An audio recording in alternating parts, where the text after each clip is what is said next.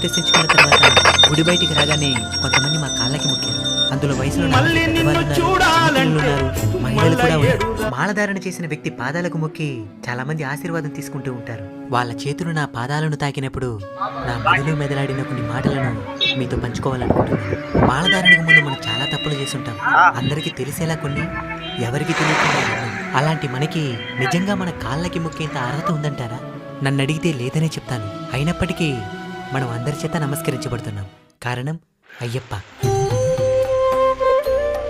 కేవలం ఆయన మాలధారణ చేశామని ఒకే ఒక్క కారణం చేత మనం ఎన్ని తప్పులు చేసినా వాటిని చెరిపేసి ఆయన భక్తులు మనల్ని అయ్యప్పగా భావించి మన కాళ్ళకి మొక్కేంత స్థాయిని కల్పించాడు అయ్యప్ప.